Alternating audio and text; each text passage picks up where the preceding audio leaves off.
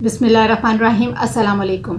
आज की इस वीडियो में मैं आपको उन खानों के बारे में बताऊंगी जो डायबिटिक पेशेंट्स या प्री डायबिटिक पेशेंट्स जिनको भी डायबिटीज़ नहीं हुई है लेकिन उनके रिस्क फैक्टर्स से उनको केयरफुल रहने की ज़रूरत है कि कहीं उनको फ्यूचर में डायबिटीज़ ना हो जाए।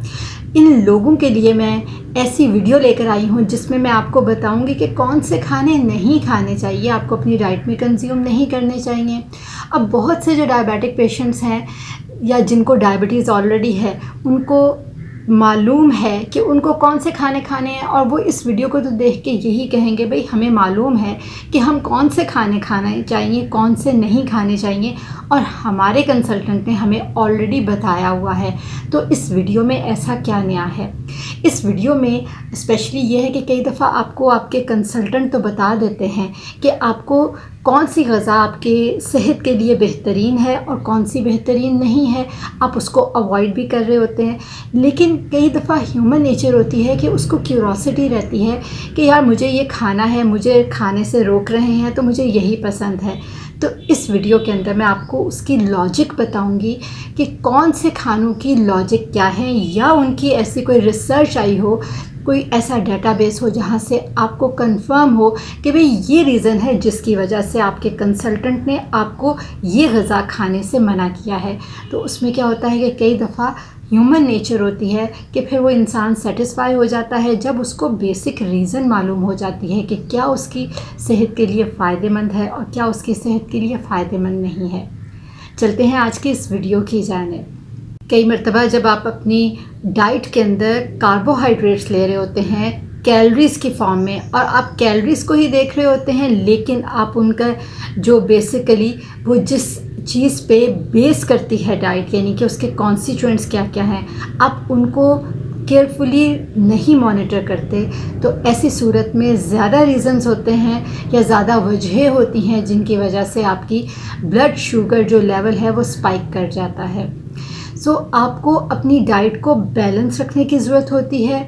सिर्फ कैलोरीज काउंटिंग ही नहीं आपको कंट्रोल करनी होती बल्कि उसके जो कॉन्स्टिट्यूएंट्स जो मेन इंग्रेडिएंट्स होते हैं जिसके ऊपर वो फूड बेस करती है वो भी आपको मैनेज करने होते हैं। तभी फिर जाके आप ये सोच सकते हैं कि हाँ अब आपकी ब्लड शुगर या आपकी डाइट जो है वो प्रॉपरली मैनेज हो रही है या बैलेंस डाइट में आ रही है।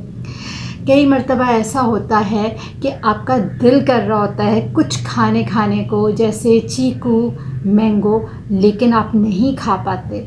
आप उसको रोक देते हो कि हाँ जी आपको शुगर हो गया या आपको शुगर होने के चांसेस या रिस्क फैक्टर्स बहुत ज़्यादा हैं, इस वजह से आप उनको हाथ नहीं लगाते। लेकिन क्या होता है आपको उसकी क्रेविंग होती रहती है और ये क्रेविंग को सेटल डाउन करने के लिए मैं आपको आज की इस वीडियो में ये भी बताने वाली हूँ कि किस तरीके से और कितनी क्वांटिटी में और किस टाइम पे आप मैंगो को भी कंज्यूम कर सकते हैं और चीकू भी खा सकते हैं और भी ऐसे फूड्स जो इमीडिएटली जाके जिनका ग्लाइसेमिक इंडेक्स बहुत ज़्यादा होता है और वो इमीडिएटली ब्लड के अंदर जाते ही ब्लड शुगर को स्पाइक देते हैं।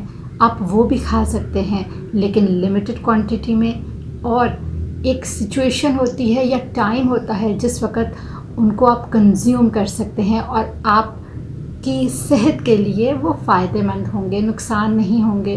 क्योंकि ऑब्वियसली हमें मालूम है कि जितने भी खुदा ने खाने बनाए हैं कोई ना कोई उसमें ख़ासियत रखी हुई होती है, कोई भी in the form of a nutrition या उसकी जो मिनरल्स होते हैं, विटामिन्स होते हैं या और बहुत से उसमें सॉल्ट्स वग़ैरह डिफरेंट तरह के कॉन्स्टिट्यूएंट्स होते हैं जो हमारी बॉडी को जिनकी ज़रूरत होती है और हमें वही फल या वही खुराक हमें प्रोवाइड कर रही होती है। राइस खाना किसको पसंद नहीं, और डायबिटिक पेशेंट्स में या प्री डायबिटिक पेशेंट्स के अंदर लोग खाना चाहते हैं राइस लेकिन उनके कंसल्टेंट उनको रोक देते हैं। अब यहाँ पे अगर मैं ज़िक्र करूँ, जैसे हम सबको मालूम है कि ब्राउन राइस और वाइट राइस दो बड़ी कैटेगरीज़ हैं।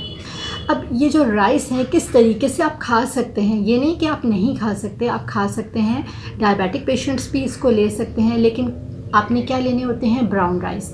Harvard university of public health ने 2010 के अंदर एक रिसर्च की थी जिसमें उन्होंने ये कहा था, कंफर्म किया था उसकी कंक्लूजन के अंदर कि वाइट राइस जो है अगर 4 से 5 सर्विंग आप रोज़ाना की लेंगे तो रिस्क जो है टाइप 2 डायबिटीज़ का वो बढ़ जाएगा। उसके अलावा जब उन्होंने स्टडी किया तो उसमें ये भी देखा कि जिन लोगों को ब्राउन राइस दिए गए वाइट राइस की जगह पर, उनमें 50% जो चांसेस थे टाइप 2 डायबिटीज़ के वो कम हो गए। हार्वर्ड यूनिवर्सिटी ने तो अपनी पब्लिकेशन में ये बता दिया कि ब्राउन राइस जो हैं वो वाइट राइस से बेहतर हैं और टाइप 2 डायबिटीज़ को कम करते हैं, 50% तक उसका रिस्क कम कर देते हैं। इसी तरीके से 2010 की पबमेड ने भी एक रिसर्च शाया की और कंक्लूड किया। तकरीबन उन्होंने 11 साल तक रिसर्च की और 45,000 से ज़्यादा लोग उस रिसर्च के अंदर शामिल थे।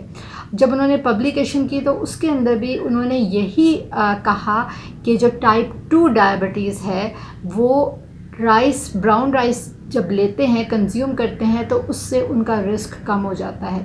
लेकिन एक यहाँ पे और बहुत ही नोटेबल बात ये थी कि उन्होंने डिफरेंट पॉपुलेशंस में किया। तो जब चाइनीज़ लोगों के अंदर उन्होंने ये रिज़ल्ट देखा तो उसमें तो उन्होंने ये कहा कि हाँ जी, डेफिनेटली जो टाइप 2 डायबिटीज़ है उसका रिस्क कम होता है ब्राउन राइस खाने से। लेकिन उन्होंने साथ में ये भी कहा जो एशियन पॉपुलेशन है, अगर वो प्रॉपरली सब्स्टिट्यूट कर ले in the form of a brown rice और बहुत से जो डिफरेंट सब्स्टिट्यूट्स होते हैं वाइट राइस का या प्रोसेस्ड राइस का, तो तब उनके चांसेस भी कम हो जाते हैं टाइप 2 डायबिटीज़ मेलाइटस के। कैंड फूड्स को आपने अपनी डाइट में कंज्यूम नहीं करना, ये मैं आपको बहुत ज़्यादा सख्ती से बोल रही हूँ, क्योंकि इनके अंदर एडिड शुगर्स डाली हुई होती हैं और इनके अंदर रिफाइंड सारे जो फाइबर्स होते हैं वो इंक्लूड होते हैं जो आपकी सेहत के लिए ठीक नहीं होते। तो जितने ज़्यादा आप रिफाइंड कार्बोहाइड्रेट्स लेंगे और आप शुगरी ड्रिंक्स लेंगे, प्रिजर्वेटिव्स लेंगे, वो आपकी सेहत के लिए ठीक नहीं है। इवन तो मैं आपको यही कहूँगी कि जो लोग अभी डायबिटिक पेशेंट्स नहीं हैं वो भी इस चीज़ को अवॉइड करें। कैंड में क्या होता है, आप फ्रेश क्यों नहीं लेते जब आपको इजीली अवेलेबल है? और हमारी लोकल सोसाइटी में, हमारे मुल्क के अंदर इजीली हर चीज़ अवेलेबल हो जाती है। इसी तरीके से आपने जो ड्राइड फ्रूट्स और नट्स होते हैं वो भी आपने कंज्यूम नहीं करने, आपकी सेहत के लिए ठीक नहीं है। जितने भी प्रोसेस्ड मीट्स होते हैं, जितने भी फैटनिंग फूड्स होते हैं, वो ना सिर्फ कोलेस्ट्रॉल को बढ़ाते हैं बल्कि वो शुगर को भी ख़राब करते हैं और आपकी जो सेहत होती है उसको ऑब्वियसली डैमेज कर रहे होते हैं। इसके साथ मैं आपको कहूँगी कि आपने हमेशा जो वॉक है ना उसको अपनी लाइफस्टाइल के अंदर ज़रूर इंक्लूड करना है। और जिस वक्त भी आप कोई खाना खाएं, ये स्पेशली मैं कह रही हूँ डायबिटिक पेशेंट्स के लिए, आप खाना खाने के बाद में ज़रूर वॉक करें। ज़्यादा ना करें, आप 10 मिनट से 15 मिनट तक की वॉक कर सकते हैं, क्योंकि उसमें क्या होगा कि उस वक्त मेटाबॉलिक रेट आपका चलना शुरू हो जाता है और बेहतर होता है कि शुगर स्पाइक जो ज़्यादा हो रही है उससे पहले कि वो शुगर स्पाइक को और ज़्यादा करे और वहीं पर रहे काफ़ी देर तक और आपके डिफरेंट जो ऑर्गन्स हैं उनको डैमेज करती रहे। तो बेहतर है कि जो आपकी स्वीट है या शुगर्स हैं वो तेज़ी के साथ आपकी जो फिज़िकल एक्टिविटी है उसके साथ मेटाबोलाइज हो जाएं और जहाँ जहाँ पे भी उन्होंने जाके कंज्यूम होना है एनर्जी सोर्स के लिए, वहाँ पे वो चली जाएं, सेल्स के अंदर चली जाएं, ताकि आपकी जो ब्लड लेवल है ना शुगर का वो ज़्यादा देर तक स्पाइक में ना रहे। इसके लिए ज़रूरी है कि आप खाने के साथ ही आप उस खाने को मेटाबोलाइज कर लें और अपनी एवरीडे नीड के लिए आपको जो जो भी कैलोरीज चाहिए हैं, जो भी आपको एनर्जी चाहिए है, वो आपको मिलती रहे और आपका लाइफस्टाइल भी ठीक रहे। लोगों को रोटी और चावल दोनों ही पसंद होते हैं, लेकिन वो गलती क्या करते हैं कि अपनी डाइट के अंदर अगर एक मरतबा खाने के लिए बैठे हैं तो वो रोटी भी लेंगे, चावल भी लेंगे। जिन लोगों को डायबिटीज़ हो या वो प्री डायबिटिक फ़ेज़ के अंदर हो, उनको मैं ये कहूँगी कि ये कभी भी गलती ना करें, ये मिस्टेक ना करें, क्योंकि राइस की वजह से ऑलरेडी आपकी शुगर के अंदर स्पाइक आती है। उसके साथ आप जब रोटी लेंगे तो उसकी वजह से भी आपकी स्पाइक आएगी। तो एक और एक 11 का इफ़ेक्ट होगा। इस चीज़ को अवॉइड करें, एक वक्त में एक खाएं और उसको लिमिटेड क्वांटिटी के अंदर खाएं। इतनी ज़्यादा प्लेटें भर के ना खाएं ताकि आपकी जो शुगर है उसको स्पाइक बहुत ज़्यादा दे और आपकी शुगर जो है वो कंट्रोल से बाहर हो जाए और फिर आपको मेडिसिन्स लेनी पड़े शुगर को कंट्रोल करने के लिए। थोड़ी सी ख्याल किया करें अपनी सेहत का। छोटी छोटी टिप्स होती हैं जो शुरू में करना अपनी लाइफस्टाइल के अंदर इंक्लूड करना मुश्किल लग रहा होता है, लेकिन जब आप एक दफ़ा उनको प्रैक्टिस करना शुरू करते हैं ना तो आहिस्ता आहिस्ता वो आपकी हैबिट बन जाती है। इसके अलावा आपने कैंड फूड्स या शुगरी ड्रिंक्स तो आपने नहीं लेनी होती, आर्टिफिशियल ड्रिंक्स नहीं, क्योंकि इसमें आर्टिफिशियल स्वीटनर्स डाले हुए होते हैं और कई दफ़ा लोगों को ये भी आदत होती है कि वो चीनी नहीं लेंगे और उसकी जगह पे वो कोई उसके सब्स्टिट्यूट डाल देंगे, जो कि मैं अगेन कहूँगी कि आपको नहीं लेने चाहिए। आपको अगर चाय पीनी है तो आप फीकी पिए, क्या फ़र्क पड़ता है उससे, कोई इतनी स्पेशल नहीं है कि आप उसके अंदर चीनी डालें। हाँ, अगर आपको नहीं फीकी चाय पसंद तो आप ना पिएं, अच्छी बात है। आप कैफ़ीन नहीं लेंगे तो इससे बेहतर और क्या होगा, कैफ़ीन की वजह से जो आपको साइड इफ़ेक्ट हैं वो नहीं मिलेंगे, उससे भी आप बच जाएंगे। कोशिश किया करें कि अपनी लाइफ़स्टाइल को खुद ही मैनेज किया करें, खुद ही मॉनिटर किया करें और बैलेंस्ड लाइफ़स्टाइल जो होती हैं, डाइट होती हैं, उसको अपनी लाइफ के अंदर इंक्लूड करें। एक्सरसाइज आपने ज़रूर करनी होती है इसके साथ में। Centres for the national institutes of disease control ने अपनी स्टडी के अंदर ये क्लियरली बोला कि हमें सोडियम की इतनी ज़रूरत नहीं होती और जितनी सोडियम हम लोग लेते हैं वो हमें मिल जाती है बॉडी के अंदर। ज़्यादातर जो हम एक्स्ट्रा सॉल्ट लेते हैं यानी कि सोडियम लेते हैं वो प्रोसेस्ड फूड से आता है।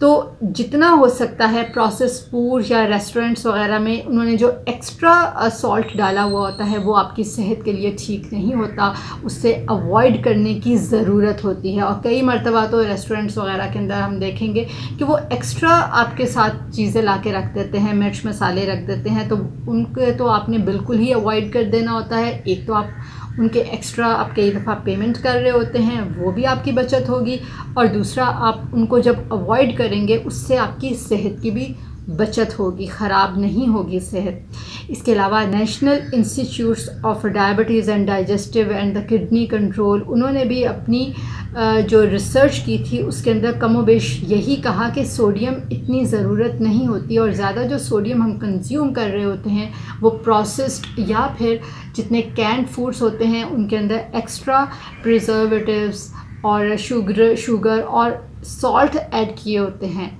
वहाँ से आ रहे होते हैं जो डाइट के लिए, हेल्थ के लिए ठीक नहीं होते। इन चीज़ों को आप अवॉइड करें और अपनी हेल्थ को बेहतर करें। आप बिस्किट्स ले सकते हैं, लेकिन ये नहीं कि आपने एक बिस्किट का फुल डिब्बा लिया और आप पूरे का पूरा खा रहे हैं। आप आधा बिस्किट ले लें, लेकिन फिर आधे तक ही ये रखें। ये ना हो कि आधा खाया तो उस आधे को पूरा करने के लिए आपने बाकी आधा भी ले लिया। साथ जो ग्रेवीज़ होती हैं ना, आपने वो नहीं लेनी होती। आप कोई भी खाना लेते हैं साथ उसमें एक्स्ट्रा जो ग्रेवीज़ होती हैं उनको कोशिश किया करें कि उनको निकाल दिया करें। बहुत से जो मिर्च मसाले होते हैं ना वो उसके अंदर मौजूद होते हैं।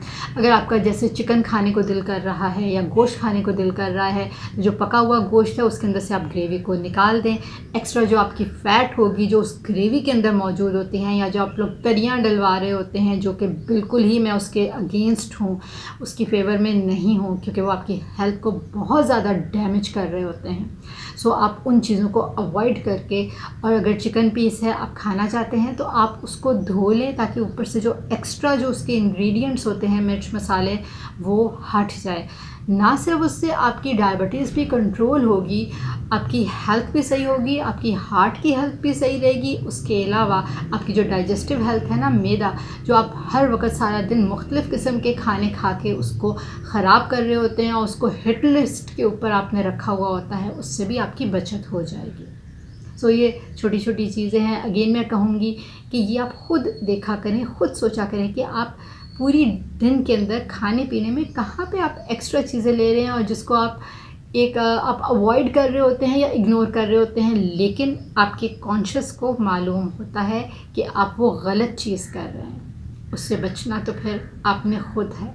मीट के बारे में तो आपको यही मैं कहना चाहती हूँ कि आप आपने कैंड मीट्स या जो प्रिजर्व किए हुए होते हैं मीट, आपने वो नहीं लेने। अगर आपका मन कर रहा है तो आप फ्रेश मीट लें, लेकिन कोशिश करें कि उसके अंदर आपने लीन मीट लेना है, जिसके अंदर फ़ैट होती है वो आपने नहीं लेनी। और एक और चीज़ भी मैं आपको ये कहना चाहूँगी कि जिस वक्त आप उसको पकाते हैं ना, उसका अपना ही फ़ैट, आप जितनी भी फ़ैट निकाल देना स्टिल उसके अंदर फ़ैट होती है। तो आप उसको पानी के अंदर पकाएं, आप ज़ीरो ऑयल कुकिंग करें, उसके ज़रिए आप मीट को पकाएं और खाएं। बहुत ही जायकेदार है। थोड़ा सा टाइम ज़्यादा लगता है उसको पकने में, लेकिन उसी तरीके से आप मसाले डालें, उसी तरीके से बनाएं। अगर आप कहेंगे तो मैं आपको किसी वीडियो के अंदर उसका तरीका भी पका के आपको बता दूंगी, ताकि आपको इजी हो जाए।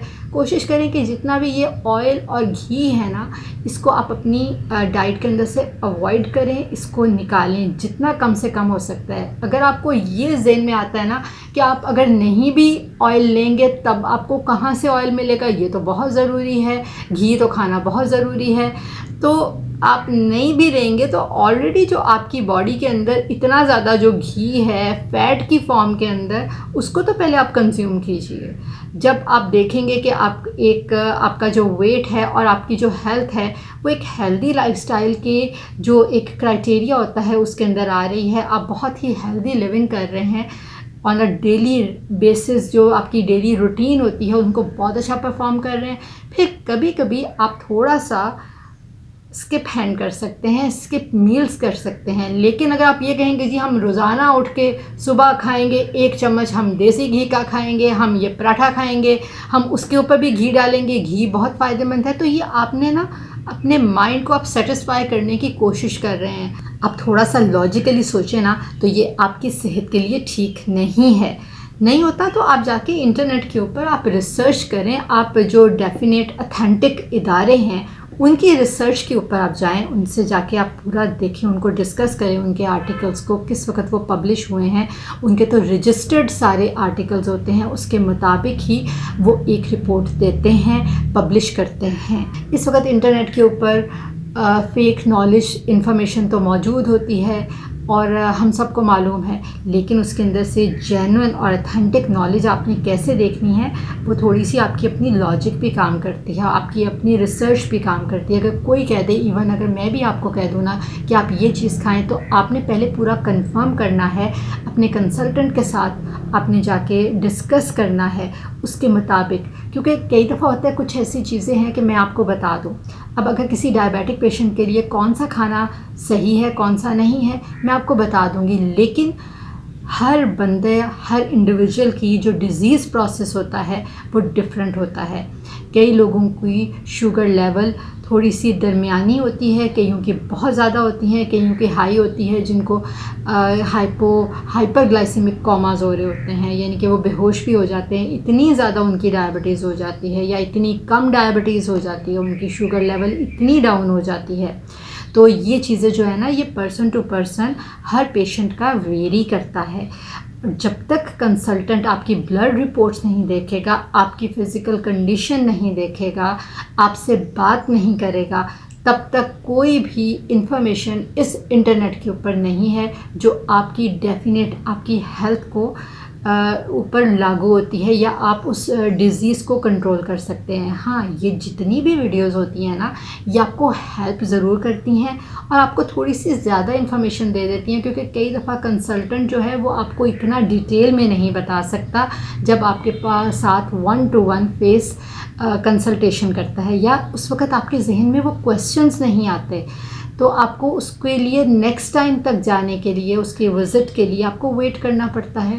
तो उस दौरान में मेरी कोशिश होती है कि हमारे पास जो मरीज़ आ रहे होते हैं, या उनको कोई कॉमन क्वेश्चंस होते हैं, या वो एक विज़िट के बाद नेक्स्ट विज़िट पे अपने क्वेश्चंस या क्वेरीज़ ला रहे होते हैं, तो वो सारी इकट्ठी करके मैं कोशिश करती हूँ कि इस प्लेटफॉर्म पर आपसे डायरेक्ट शेयर कर दूँ, आपके साथ डायरेक्ट कम्युनिकेट करके आपको बता दूं कि ये चीज़ों में जो आपको कंसल्टेंट मना कर रहे हैं करने से, इसकी बिहाइंड लॉजिक ये है। उम्मीद करती हूँ कि आपको ये वीडियो पहली वीडियो की तरह भी अच्छी लगी होगी।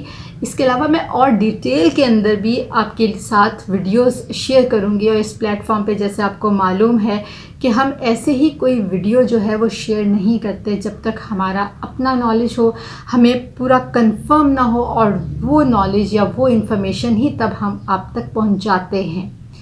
अगर आपको कोई भी फर्दर क्वेरी हो ना, तो आपने हमें कमेंट सेक्शन में ज़रूर पूछना है। जैसा कि मैं पहले भी कहती हूँ, आपका हर कमेंट हमें दिलो जान से अज़ीज़ है, और हम उसको रिव्यू करते हैं और कोशिश करते हैं कि आपको टेक्स्ट के ज़रिए रिप्लाई करते हैं, और अगर ना कर सकें तो हम एक वीडियो बना कर उसके ज़रिए आपके साथ वो तमाम क्वेरीज़ के रिप्लाई कर देते हैं।